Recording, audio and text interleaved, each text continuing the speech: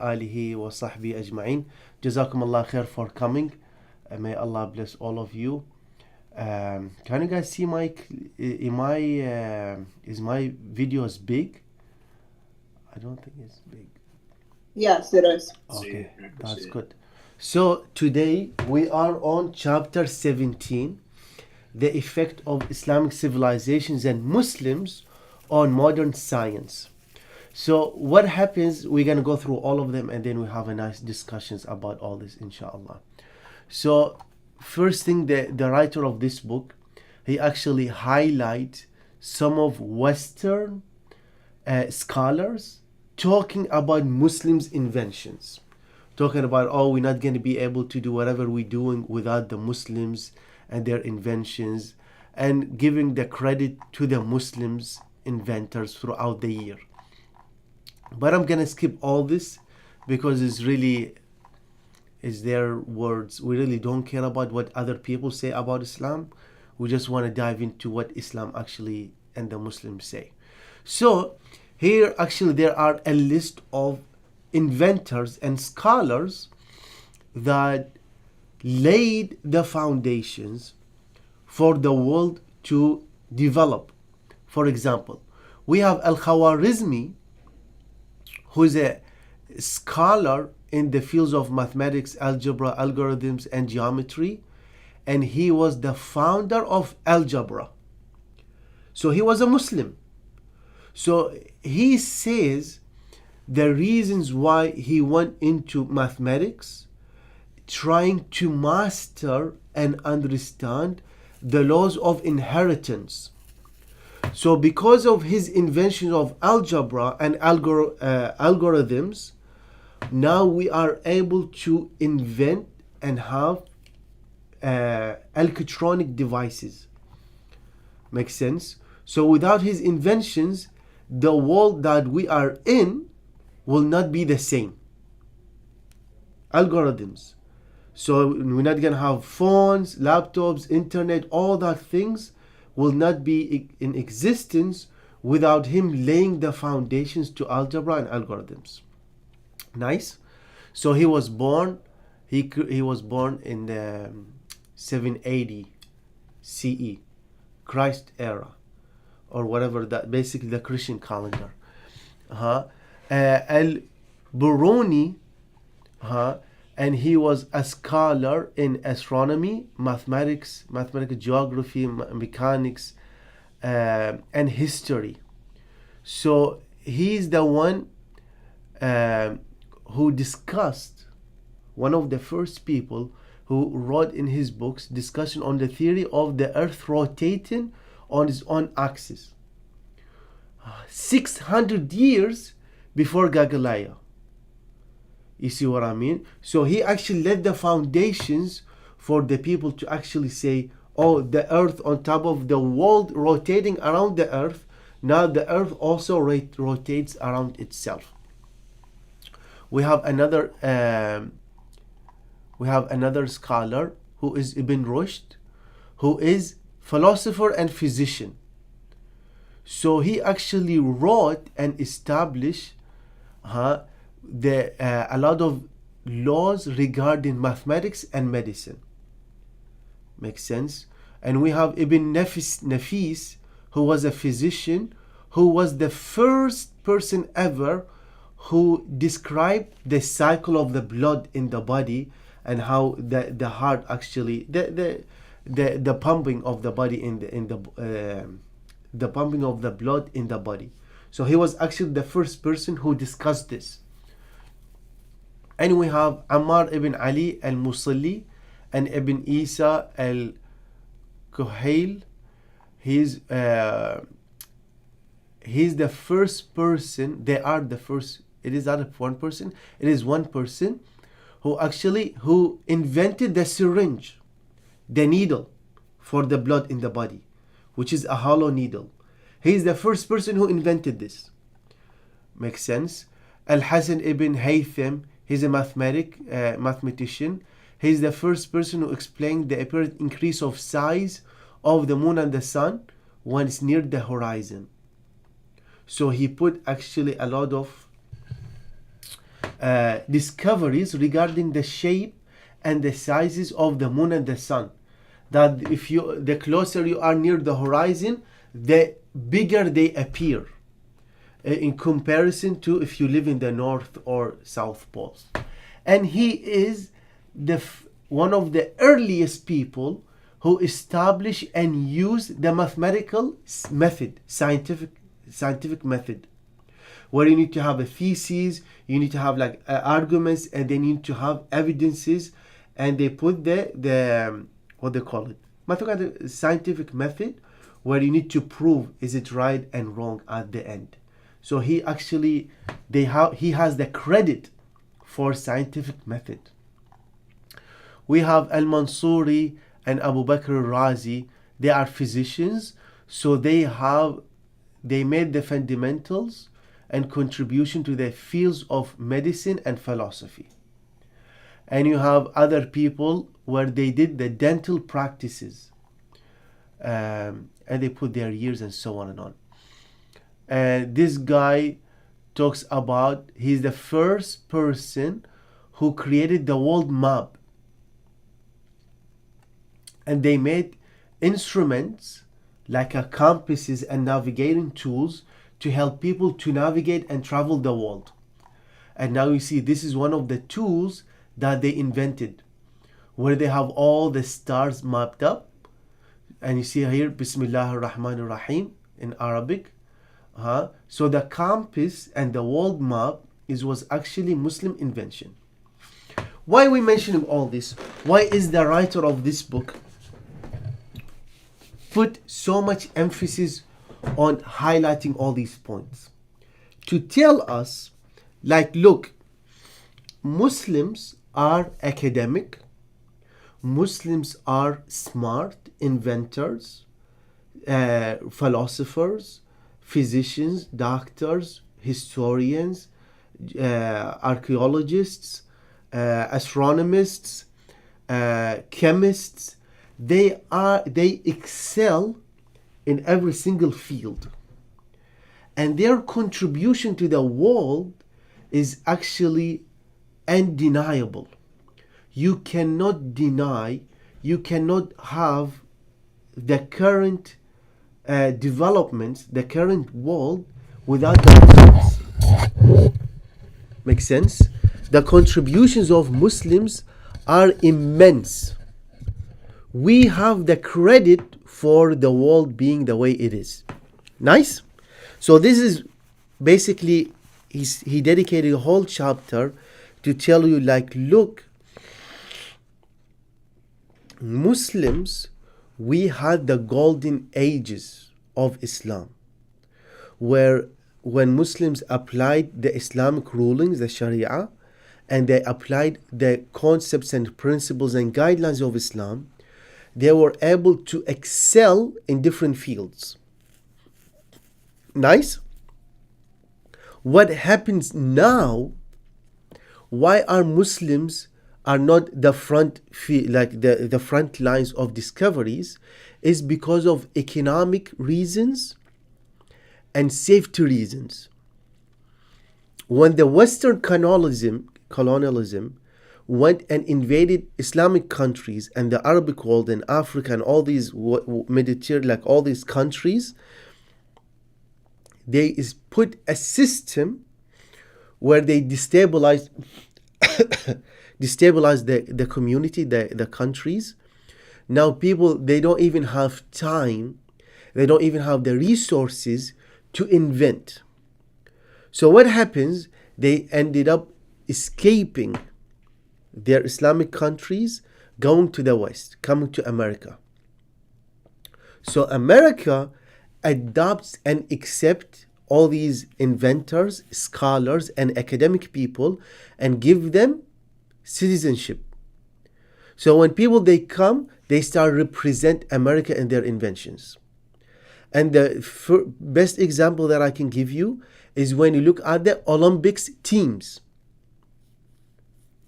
It is American team, but when you see the players, oh, they're from Africa, they're from Asia, they're from China, they are from Middle East, they are from around the world.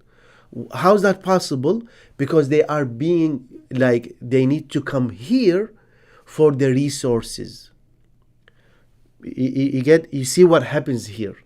Historically, the Muslims up front, but with the inventions of weapons, the entire Islamic empire collapsed because the Muslims were backward, were way behind with the weapons. So they were only had what, swords and all these that they throw rocks in, and shields, and they were like, actually that was their weapons. But when the West, they came up with guns and cannons, so they went and invaded all of Middle East and all of Africa, because they come with their weapons and everybody with their swords, so they were able to take over the world with the inventions of weapons.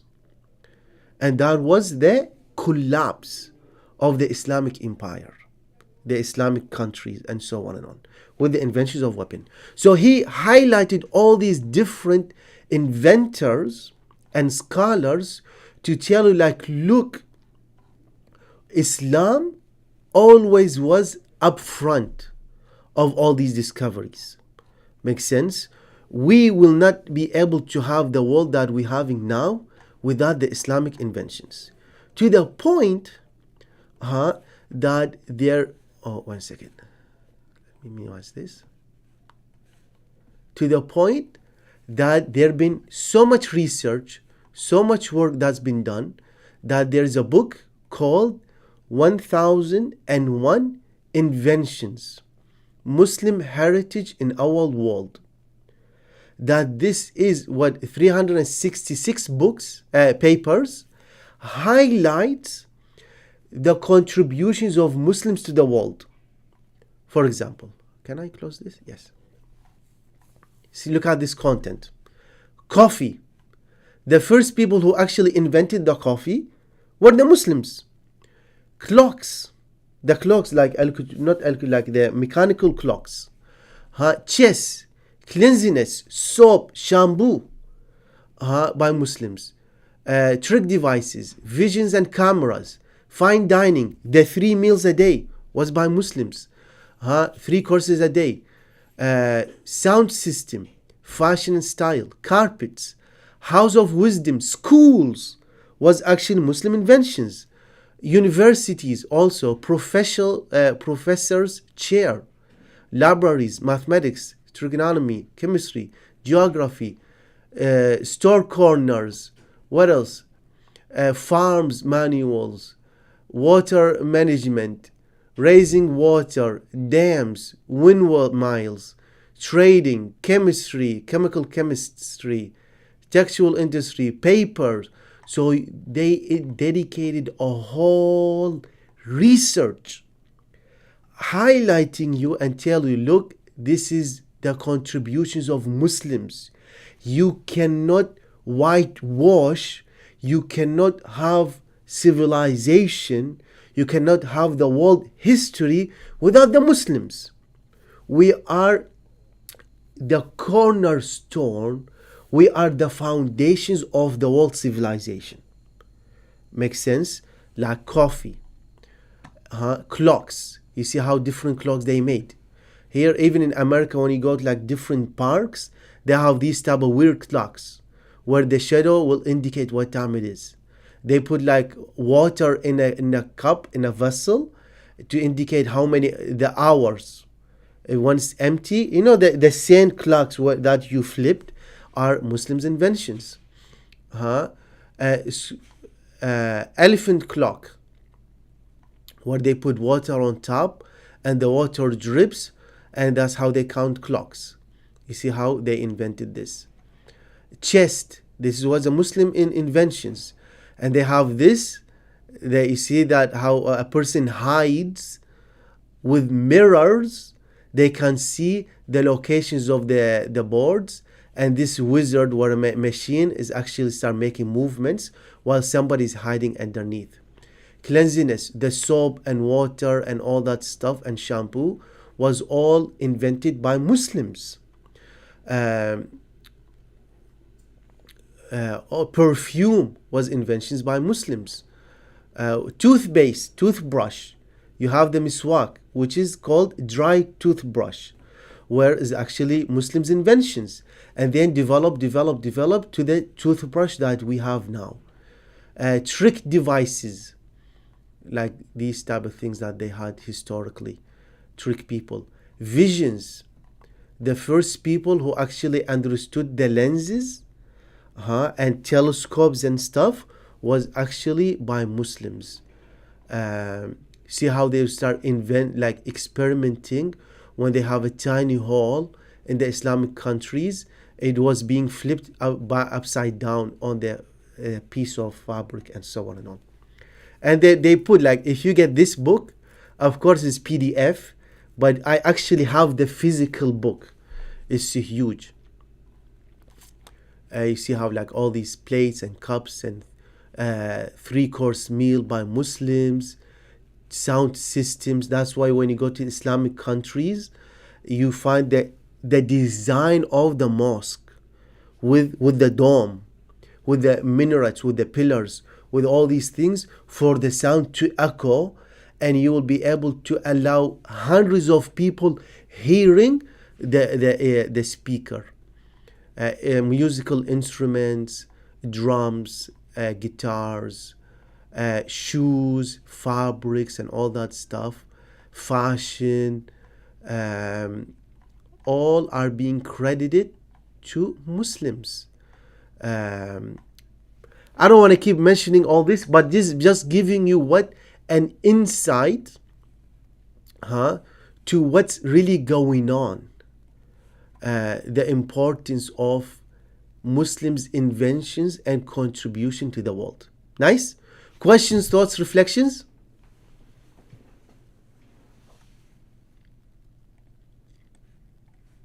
I know that was so fast. We still have one chapter to go. But anybody have any thoughts, questions, reflection before we move on to the other chapter? Anybody want to add something?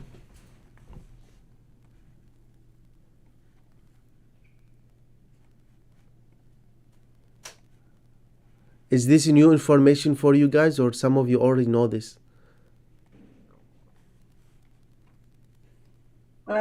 For me, I knew some of it because when I went to college, I took advanced calculus and algebra, Uh-huh.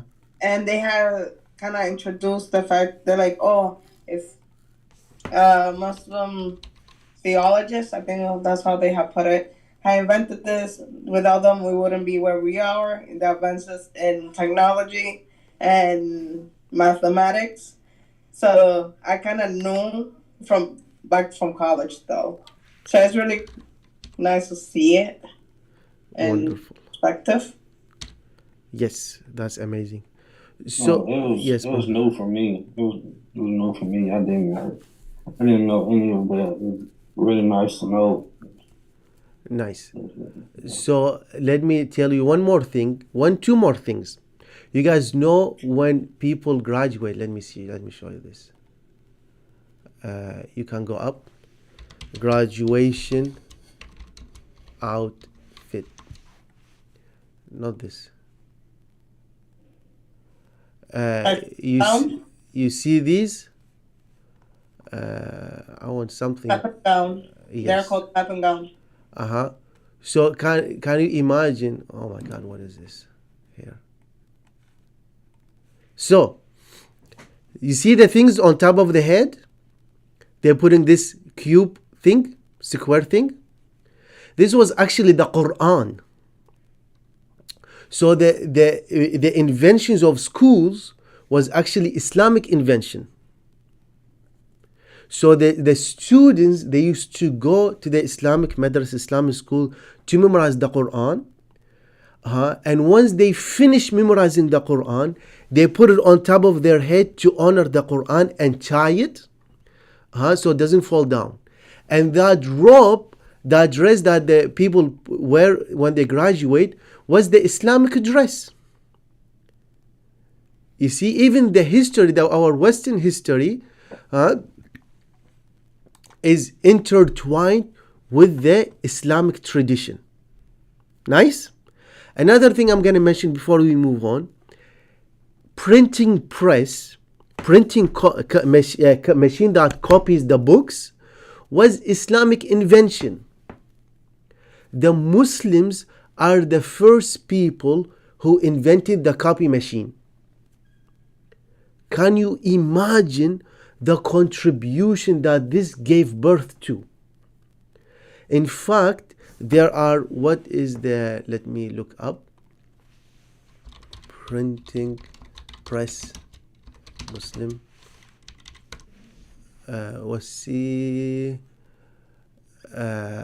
Ottoman empires, where is it?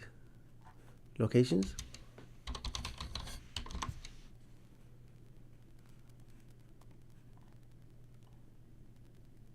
It doesn't show it here, but basically I think there is at least 2 printing machines in existence. One in Baghdad is where I'm from, and I think one in Egypt. I'm not sure where it is, but basically there was like only 2 printing machines in the world, and both are by Muslims. So they initiated schools and colleges and universities, so the people, they used to travel the world going to the Islamic countries to study their own religion. Makes sense? So imagine the importance of paper and how revolutionary that was. Muslims are not the ones who invented papers. That was actually the Asians in some Asian countries. But the Muslims took it and refined it and used it and made it accessible worldwide. Nice? Just give you that insight about what's going on. Let's go back to our discussion.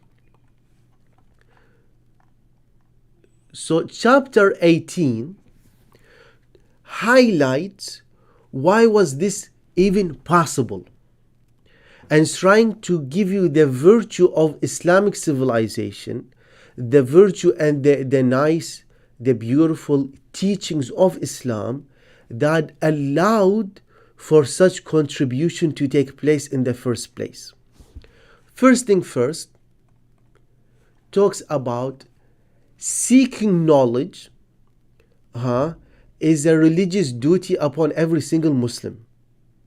So the virtue of scholars, the virtue of students is extremely valuable and extremely important in Islam.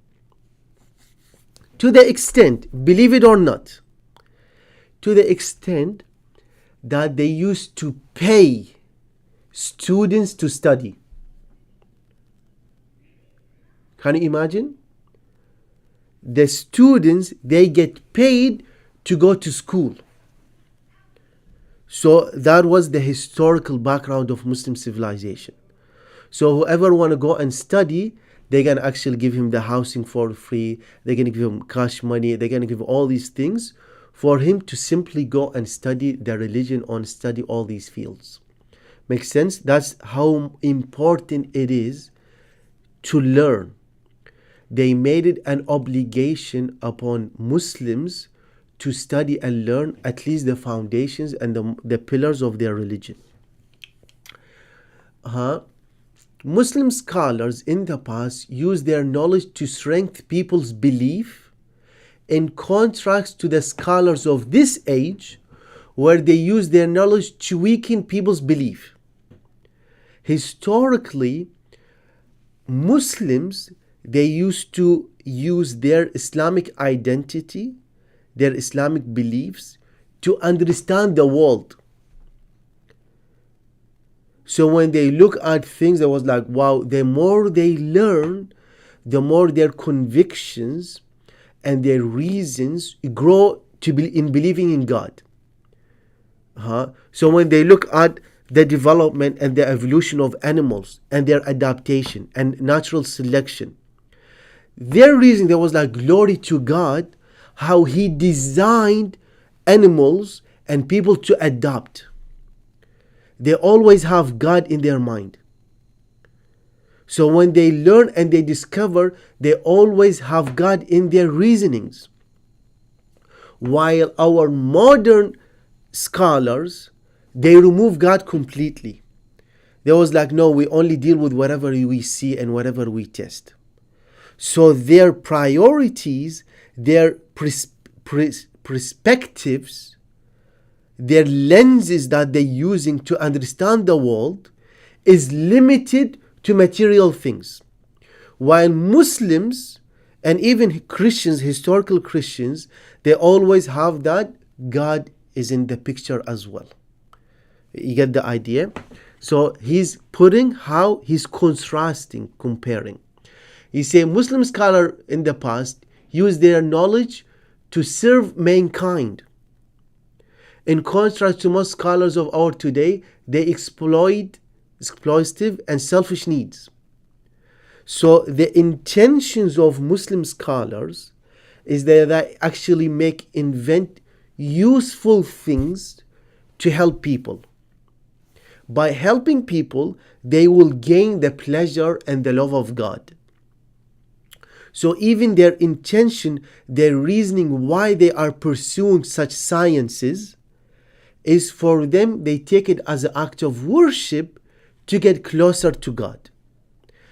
He's trying to compare it to our current scientists, where they start inventing bombs, hydrogen and nuclear bombs and other like weapons of mass destructions. He started comparing, he was like, look how Muslim scholars, they don't invent and exploit and use their inventions to harm people and to make money. They actually used it to help people. That's why, generally speaking, copyright was a Western invention. In Islam, we had that tradition from Prophet Muhammad, peace be upon him, where he said knowledge is the lost property of students. So he says knowledge has no, forgive me, that's not the exact wordings that he mentioned, but the meaning of what he was saying. I think he said wisdom is the lost property of scholars, or something, that idea, that understanding, the meaning. So Prophet Muhammad, he gave us that right. He was like, there is no copyrights on knowledge. Knowledge is the lost property of everyone. Knowledge is free. So they, Muslim scholars and educators, they adopted that understanding that I will be questioned if I kept knowledge hidden from the people. It is one of the responsibilities of the scholars is to share and educate other people. Okay, you can see how you can compare how the current education system, how it's being run, and how the Muslim perspectives on education and inventions. He also said Muslim scholars in the past spread their knowledge that the people benefit from it, contrast to others where they withhold their knowledge to their own country and prevent others from acquiring it. The best example that I can give you, what happened with COVID when they come up with the vaccine.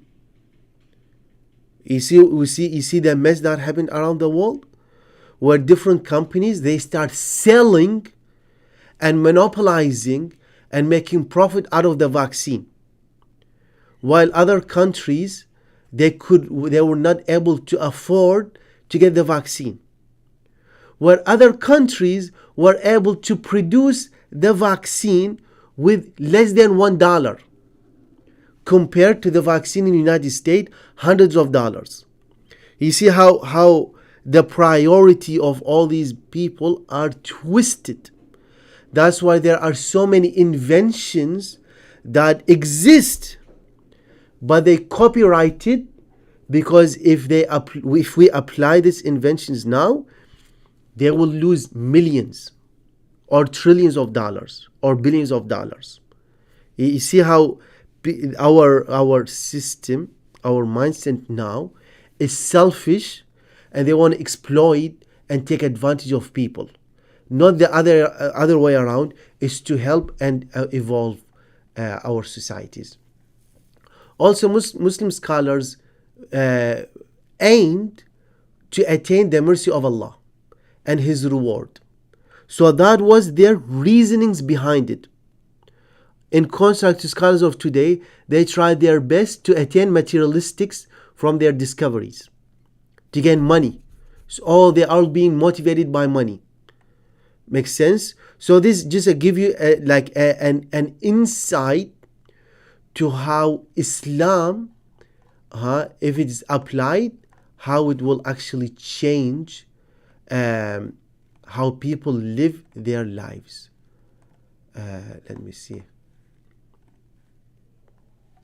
We talked about this. That's it. We are done for today. It's very short and sweet and easy. So why some of the takeaways that we can take from today's discussion is that there is nothing wrong of you have a pride of being a Muslim. It is actually good. We need to be strong in our identity of being Muslims. We need to be proud of our identity. Makes sense? We don't need to be ashamed, or we don't want to be on a defensive side. It's like, no, Muslims is not, and it's trying to like make things like you trying to be acceptable by the people. You don't want to do that. The more you learn, the more you see like, oh, Muslims are actually the heart and the soul of our modern world. Makes sense? There's around I don't know how much percentage of Muslim doctors in America. Let me look it up.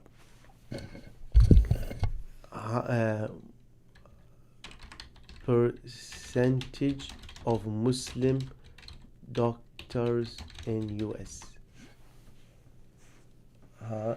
They say not doctor, let's say medical professionals. They say roughly around 5% of the Muslim physicians are in America. Medical school, a study found 30% of Muslim physicians completed medical school in the United States. Basically, you can look it up. There is a very, very important and huge percentage of medical professionals, like nurses and doctors and physicians and so on and on, are Muslims.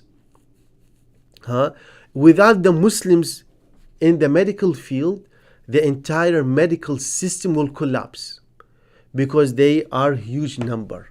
Makes sense? Inventors and schools and educators and so on and on.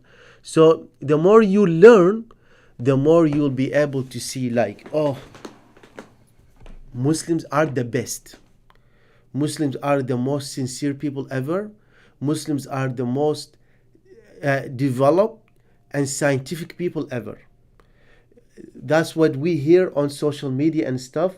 They trying to paint a negative pictures on Muslims, but realistically, in reality, we are one of the best people ever.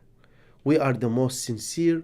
We are the most peaceful. We are the most educated. We are the most modest. We are the most faithful. We are the last line of defense against materialism, against atheism, against feminist movement, against all these isms that aimed to break the family structure and break the humanity of the people, trying to bring us back to believe that we are animals. And you just need to live like an animal and follow your desires and do your own thing. Muslims are the last line of defense. Makes sense? So take honor and pride of being a Muslim, because this is actually a good thing. 20% of the slaves in America were Muslims. Muslims, they were in control of Spain for 800 years. So a lot of Mexican, Hispanic, and all these people in Spain and in all these regions, South America, actually Muslims were ruling this for 800 years. All these different countries over there in that area. To the point that majority, the fastest growing segment of the converts are actually from Hispanic heritage. Mexicans and Spanish and all these countries, because they go back to discover their heritage and their history. They found out their ancestors, grandparents, whatever, they were Muslims. So there's a movement that we cannot deny, that the entire world history is being whitewashed through social media, through movies and songs and books and history books and all that stuff. They're trying to whitewash and white paint the entire world, trying to show that the Western society, Western civilizations is the best, trying to dumb and buries the bloody history of the Western civilizations. Makes sense? And now you see even in African countries, some Africans, they're waking up and asking for their independencies. It was like, why are we still being colonized by Britain? Why was he being colonized by France? Why colonized by United States?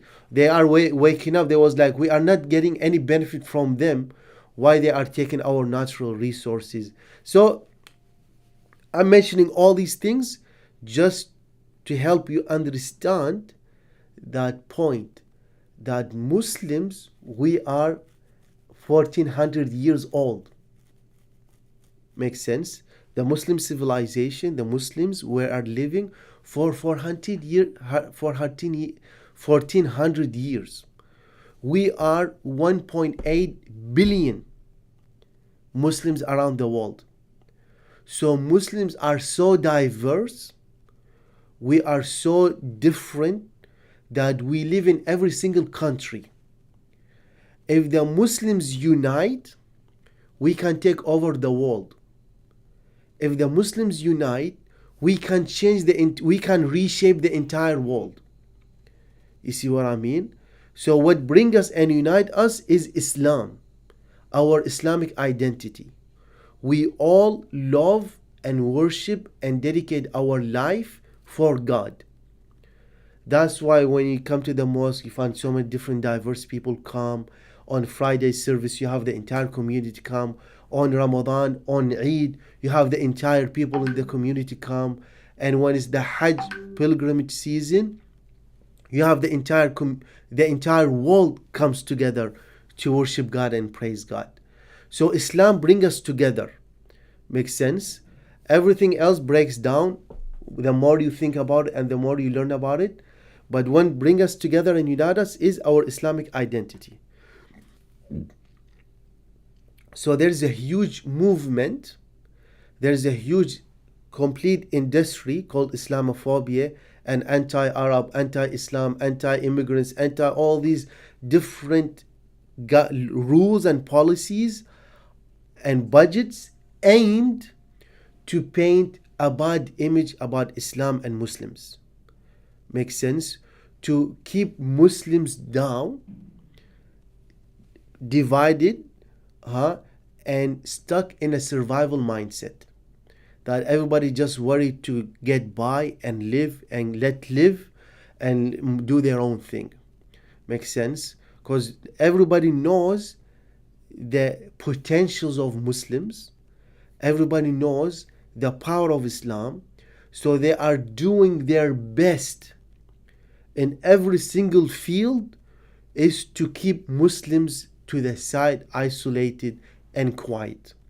You get the idea? So the more you learn about yourself and your identity as a Muslim, the more strong and firm and proud you will get. Makes sense? The more you study, the more you learn, the more you'll be able to explain things to other people. So whenever somebody comes and wanna bully you or say something bad, you will take all these opportunities to educate them to Islam, to show them the truth. So you will become a representation of the religion. I'm sorry I said so many things, but anybody have thoughts, questions, reflections?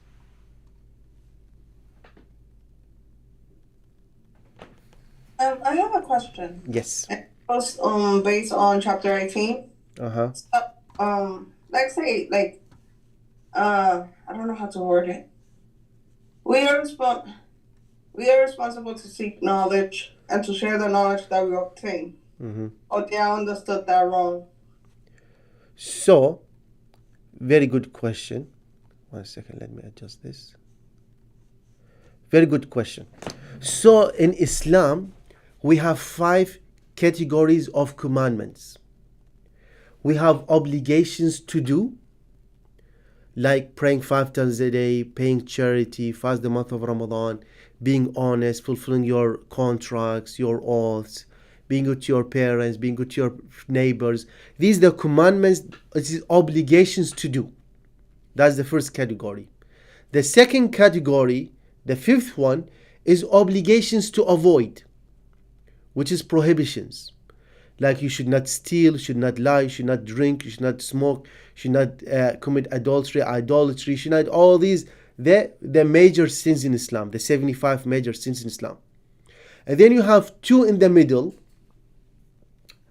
You have recommendations, something that you are recommended to do, like praying optional prayers, extra prayers, giving extra charity, eating healthy, exercising, be all that recommendations to do. Make sense? Called sunnah. And there's the fourth thing, which is something called disliked, hated, discouraged. Things that we should avoid, things that does not befit Muslims to do.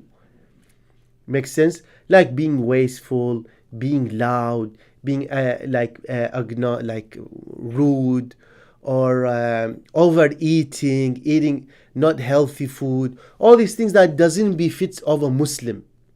Eating garlic before you go out. You get the idea? Things that doesn't befit of a character of a Muslim, that we should avoid. The third one in the middle, something called permissible, optional, allowed. Things that you can do or don't do, this is completely up to you. Like choosing a profession, choosing a hobby, eating healthy food, playing video games, watching movies, like things that in the middle, like you're not benefiting no one, you're not harming no one. Nice? So some scholars, they said it is obligation to study, to learn, to seek knowledge. This is part of us being Muslims. And you should always seek knowledge until the day you die. Not necessarily you need to go to school, but it is necessary that you always have an open mindset. You always are open to learn more information and to grow. Make sense? Some scholars, they say it is obligatory, it's obligation to study the foundations, to bare minimum, the pillars of your religion, for you to know what's permissible, what's not permissible, what you're supposed to be doing, how you're supposed to be living as a Muslim. They say the bare minimum is obligations. Everything else is optional. Everything else is the person who, whatever the person is passionate about. Some people passionate about physics, chemistry, science, religion, history, whatever they say, as long as you are always growing, always open-minded, always seeking knowledge as a lifestyle. That's what matters.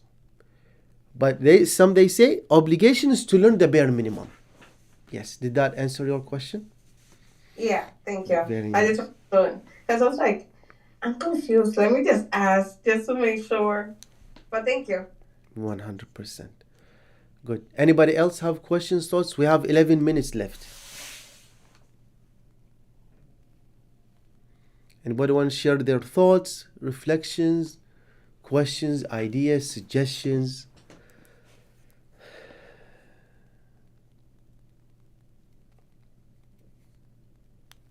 Good? No questions? Sounds good. Then we, yes, I'm sorry to bother you again. yes, no, no problem, please. So, let's say I'm not all related to what we were talking about just now. Yes. So, for another Ramadan is only like 2 months away. Yeah, so hopefully Ramadan is going to be either March 1st or March 2nd. So it's going to be at the beginning of March. So, Mm-hmm. during Ramadan, would the the Sundays, will it continue or will be stopped during the month, or will the people that are taking this class would we meet in person? Do you have any ideas? So we will be having weekly dinners, weekly iftars for the converts. So we will choose one day of the week where we meet together, eat, and socialize and have this discussion. So we will continue. Most likely it's going to be a discussions about Ramadan, but we will remain. We will continue having our weekly gatherings. Of course, we will have like maybe 2 3 discussions before Ramadan to remind and prepare everybody about what they need to do. But yes, we will continue.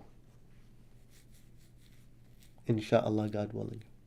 Oh, okay, thank you. No Because problem. I know that last year, I say last year, when I did my shahada, I went to the dinners. I was like, let me just ask if they're gonna do the same thing. That way, you know. But thank you. No problem. So let me guys ask you guys a question. Because I was thinking about it. Should we do a gathering or a lunch or dinner during Christmas for the converts to come and socialize? Because I know some of the rivers, some of the converts, they might not be celebrating the holiday with their family. Is that something you guys open to come, or should I just not worry about it? I think it'll be a good idea, at least for me. I think it'll be a good idea because for some of us, it's kind of hard to know. Like, I have family members that are celebrating Christmas, and it's like sometimes it'll be like I'm here home with my kids. It feels sometimes some of us get feel alone, Yeah, knowing sounds good. that our family members are getting I together, and some of us don't have anyone here mm-hmm, to get together with. agree, So it'll be nice. Yeah, agree, that would agree. be nice. What day? I don't know what day should we do it? Christmas Day, 25th, 24th, 26th. Which day should we do it, or should we do it on the weekend? Whatever's easier for everyone. Okay, I don't know. I will put it in the chat like a poll for people to vote, and we will take from there. Sounds good. Subhanallah wa bihamdik nashhadu an la ilaha illa ant nastaghfiruka wa natubu ilayk. Oh Allah, we thank you so much for all the blessings that you gave us. We ask you to bless us, to guide us, to protect us, increase us in knowledge, increase us in understanding, and be with us at all times. And we ask you to send your blessings and mercy and salutations upon Prophet Muhammad, his family members, his companions, and all other Muslims who follow him until the day of judgment. Ameen. Jazakum Allah khair Yes. for coming. Thank you so much. And we will see you inshallah soon.